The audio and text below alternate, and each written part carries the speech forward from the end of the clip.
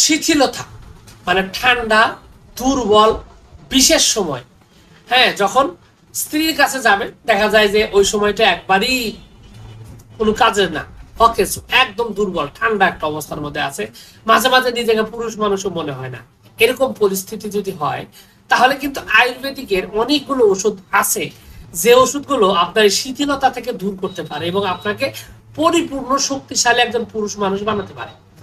তো আয়ুর্বেদিকের অনেকগুলো ওষুধে আছে, তবে সেগুলোর দিকে যাওয়ার আগে আপনার কিন্তু বুঝতে হবে যে আপনার এই শিথিলতাটা কেন হচ্ছে।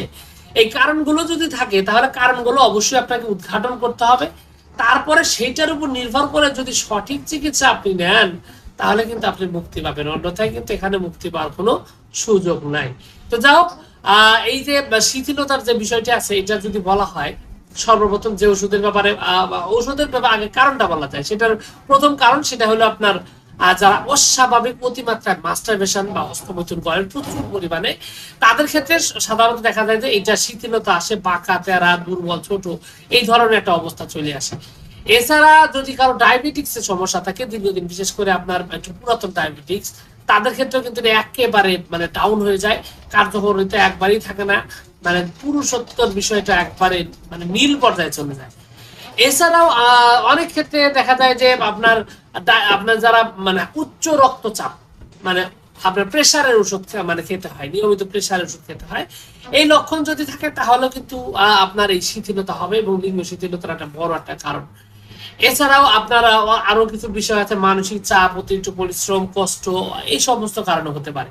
তো যাই হোক, যত কারণই হোক, এখন এটা সমাধানের কথা যদি বলা হয় তাহলে আসলে আয়ুর্বেদিকের অনেকগুলো ওষুধই রয়েছে, এগুলো কম্বিনেশন হিসাবে কাজ করে, মানে একটার সাথে আরেকটা সম্পর্ক যুক্ত। তো সেই কম্বিনেশনের একটা গুরুত্বপূর্ণ একটা ওষুধ নাম হলো আপনার রতিবিলাস। রতিবিলাস নামক এই ওষুধটি কিন্তু এই একবারে ঠান্ডা, দুর্বল, একদম নিস্তেজ হয়ে থাকে এই লক্ষণগুলো দূর করে আবার শক্তিশালী করতে বিশেষভাবে কার্যকরী। এছাড়া মকদ্দস নামক আরো একটা বটিকা রয়েছে, এইটাও কিন্তু এই লিঙ্গ শিথিলতা দূর করে আপনাকে শক্তিশালী করতে পারে এবং আয়ুর্বেদিকের মধ্যে অন্যতম একটা শ্রেষ্ঠ ঔষধ।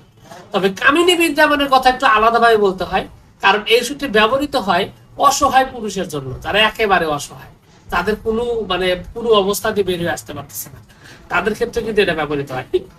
যেহেতু কন্ডিশনে মানে কম্বিনেশনের কথা বললাম আমি, তো এখানে আরো কিছু ওষুধ রয়েছে, যেমন আপনার সালসা ওষুধের মধ্যে অশ্বগন্ধা রিস্ট, মেহবর্জ্য সালসা বা মেহরাজ, এই ওষুধগুলা কিন্তু আপনার এই যে অক্ষমতা দূর করে, শিথিলতা দূর করে আবার শক্তিশালী করতে বিশেষভাবে কার্যকরী, খুবই সুন্দরভাবে কাজ করে।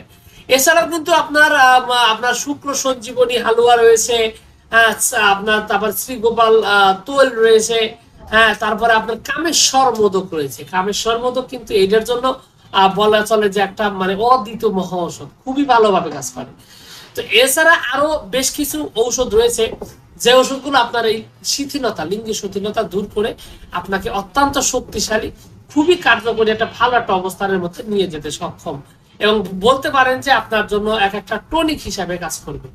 তবে এখানে একটা বিষয় আমি বলে দিই, যাদের হার্টের সমস্যার কথা বললাম, ডায়াবেটিক্স এর সমস্যার কথা বললাম, তারা কিন্তু নিজে নিজে চিকিৎসা করবেন না, কারণ এই ওষুধগুলো শরীরের রক্ত সঞ্চালন বাড়িয়ে দেয়, সেক্ষেত্রে আপনার স্ট্রোক করার মারাত্মক একটা ঝুঁকি কিন্তু আপনার থেকেই যায়।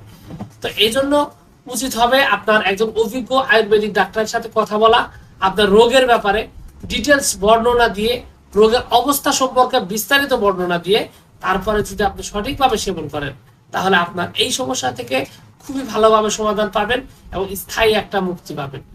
তো যাই হোক, এই ক্ষেত্রে আপনি চাইলে যোগাযোগ করতে পারেন আমার সাথে, স্ক্রিনে দেওয়া নাম্বার থেকে দেশের যে কোনো স্থান থেকে যোগাযোগ করে সরাসরি চিকিৎসা আপনি নিতে পারেন। তো যাই হোক, আপনাদের সকলকে অনেক অনেক ধন্যবাদ। আসসালামু আলাইকুম ওয়া রাহমাতুল্লাহ।